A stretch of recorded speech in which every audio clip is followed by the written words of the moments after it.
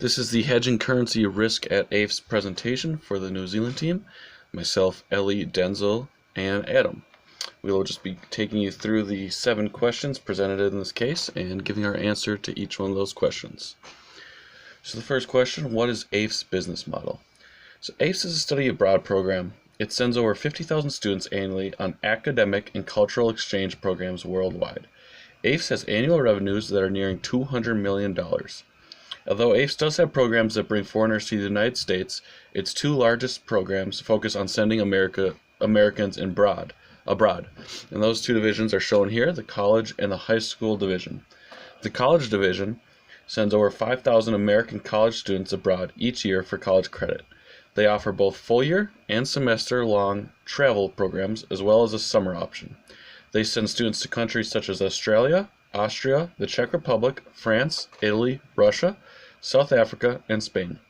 The college division has higher margins than the other main division, ACIS, which is the high school division. ACIS helped send over 20,000 high school students and teachers on 1 to 4 week educational programs each year. These trips went to places such as Europe, China, Mexico, Africa, and Australia. The division has larger margins but higher volume. This high school division is also more highly exposed to world events than in the college division. Sales could drop in the division up to 60% with news of war or terrorism, which is what happened during 9/11 and when the USA declared war on Iraq.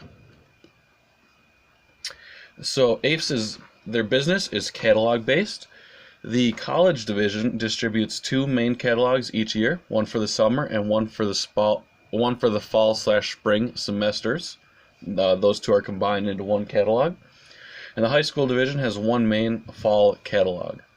AIF's guarantees its prices, meaning that the price you receive in your catalog would not change before the next catalog came out, even if some unexpected, uncontrollable event affected the cost structure of AIF's. Prices for college programs were set by June 30th of the previous year. Thus, in late June of 2004, AIF's was finalizing prices for the summer of 2005 and fall 2005/spring of 2006 catalogs. That is why hedging is so important for AIF's. The high school division worked on a calendar year basis, guaranteeing prices from January to December. AIF's wants to slowly but steadily increase prices each year. So the hedging is so important for AIF's because the exchange rate risk is so great if they do not hedge, because those prices are guaranteed a year ahead of time. So if they do not hedge and the prices adversely affect them, it's a huge risk that they would be taking.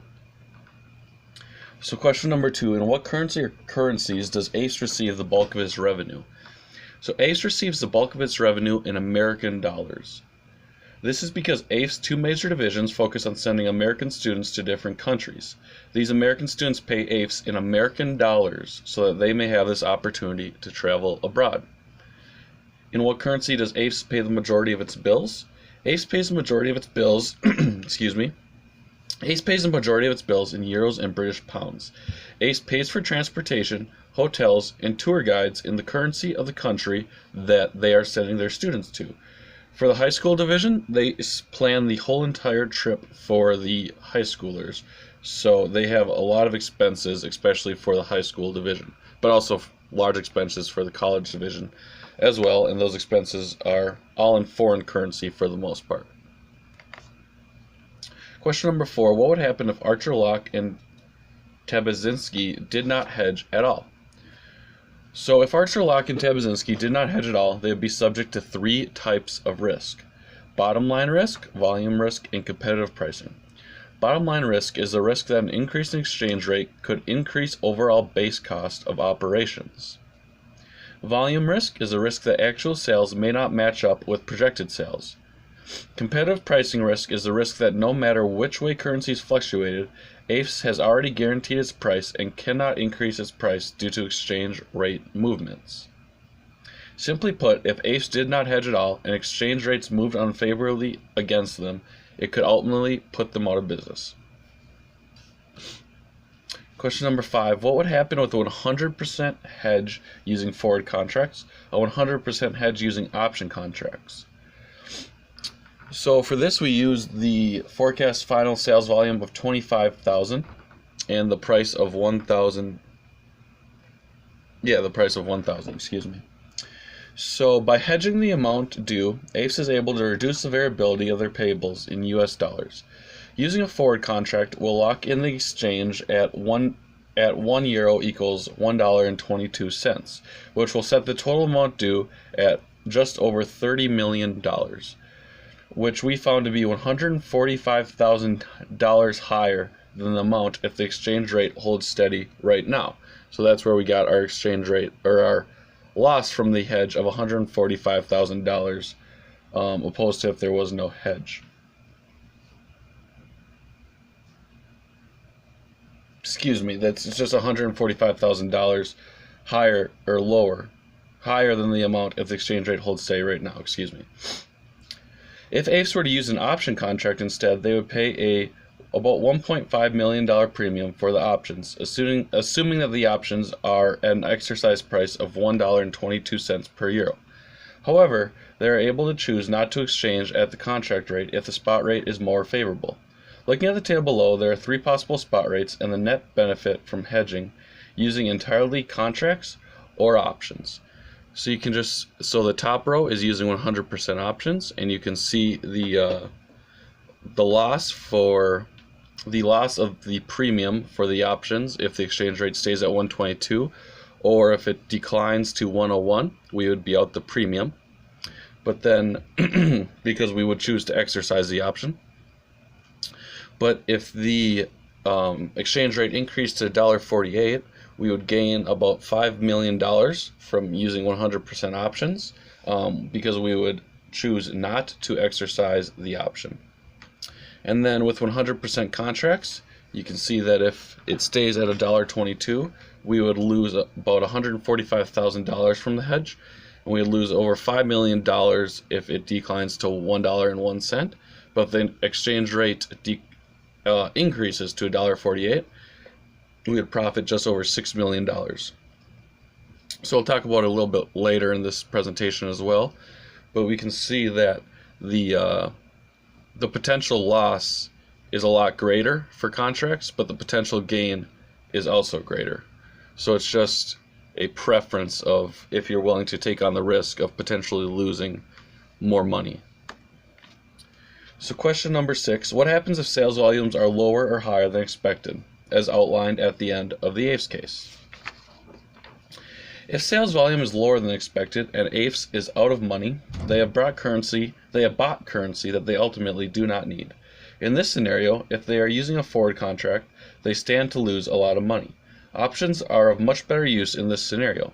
If sales volume is lower than expected, but exchange rates are in the money, the gain of the exchange rate fluctuation may make up for the loss of sales. Forward contracts offer more of a gain than options in this scenario.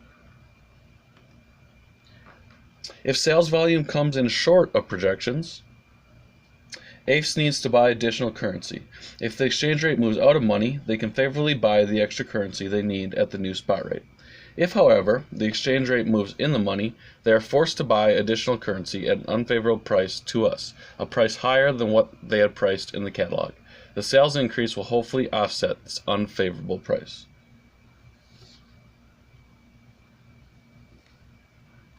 And then getting to question number 7, our recommendation. What hedging decision would you advocate and why? So we would advocate using 100% coverage and using 100% options. We believe this is a scenario with the least amount of risk involved in the long run. If we were to lock in our rate with the forwards contract and the US dollar euro exchange rate moves to $1.01, we would lose over $5 million from that hedge if we were using that forwards contract. Whereas if we were in an options contract and that same exchange rate movement occurs, we would choose to not exercise the option and just be out the premium of a little over $1.5 million. Although if the exchange rate moves in the opposite direction and jumps to $1.48, like in our example, 100% options profits us the least from the hedge. We would profit about $5 million in this scenario, whereas we would profit about $6 million using the 100% forward contract option. The difference in the gain, however, is much smaller than the difference in losses if the exchange rate were to drop to $1.01. So ultimately, this decision depends on a few things. A, how risk adverse you are, and B, whether you have a strong feeling as to which way the exchange rate will move. So if you have a strong feeling that the exchange rate will move to $1.48, then you would be better off using the forwards contract. But we didn't get a feeling in the case that they really had a strong feeling as to which way the exchange rate will move. And we also didn't get really a sense of how risk adverse they are. So without knowing those two things, we think 100% options is the least risky and also gives you more flexibility. Instead of being locked in at a specific price, you can just choose to not exercise the options.